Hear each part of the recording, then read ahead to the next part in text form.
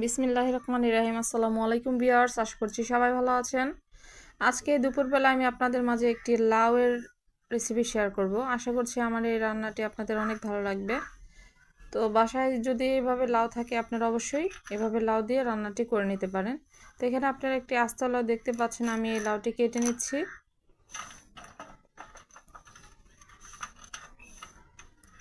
তো এখানে এই লাউর চামড়াগুলো আমি ফেলে দিচ্ছি। লাউর চামড়া দিয়েও আলুর সাথে ভাজি করে খেতে অনেক ভালো লাগে। তো আপনারা দেখতে পাচ্ছেন এখানে আমি 3টি তেলাপিয়া মাছের মাথা ও লাউগুলো এভাবে টুকরো করে কেটে নিয়েছি। তো একটি পাত্রে এখন আমি দিয়ে দিচ্ছি সয়াবিন তেল, আর এখন দিয়ে দিচ্ছি আস্ত জিরা, আর এ পর্যায়ে দিয়ে দিচ্ছি পেঁয়াজ কুচি, রসুন কুচি ও কাঁচামরিচ কুচি। আর এগুলো এখন আমি কিছুক্ষণ ভেজে নিচ্ছি। তো এই পর্যায়ে এখন আমি এতে দিয়ে দিব হলুদ গুঁড়া সামান্য পরিমাণ। লাউ রান্নার ক্ষেত্রে অবশ্যই হলুদের গুঁড়া আর মরিচের গুঁড়া কম ব্যবহার করবেন। তো আজকে আমি মরিচের গুঁড়া ব্যবহার করছি না। তো এখানে আমি 3টি তেলাপিয়া মাছের টুকরা দেওয়ার পর এখন চামচ দিয়ে নেড়ে ছেড়ে একদম ভেঙে নেব। আর দিয়ে দিচ্ছি স্বাদ অনুযায়ী লবণ।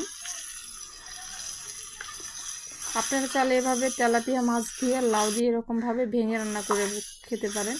এটিও খেতে দুর্দান্ত স্বাদের, খুবই ভালো লাগে। তো এখন দিয়ে দিচ্ছি পানি, আর এই মাছের টুকরোগুলো এখন আমি ভেঙে নিব। একটু সিদ্ধ করে নেওয়ার পর এগুলো আমি ওলট পালট করে দিচ্ছি, আর এখন আমি ভেঙে নিচ্ছি, দেখতে পাচ্ছেন। লাউ দিয়ে আপনারা চাইলে এভাবে যে কোনো মাছ দিয়ে ভেঙে রান্না করে খেতে পারেন, এটি খেতে খুবই ভালো লাগে। তো এখন আমি লাউয়ের টুকরোগুলো দিয়ে দিচ্ছি, আর এইভাবে রান্না করতে খুব কম মশলায় আপনারা স্বাদের এই লাউয়ের রান্নাটি করে নিতে পারেন। এভাবে আমি উলট পালট করে দেওয়ার পর ঢাকনা দিয়ে ঢেকে দিচ্ছি। তো দেখতে পাচ্ছেন লাউ থেকে পরিমাণ পানি বের হয়েছে, আর এতে লাউটা অনেকটা সিদ্ধ হয়ে গিয়েছে।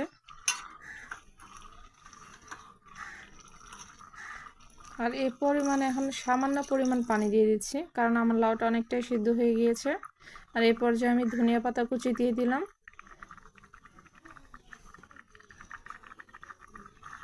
আর ধনিয়া পাতা কুচি দেওয়ার পর আমি বেশিক্ষণ আর রান্না করব না, কারণ আমার রান্না প্রায় শেষ।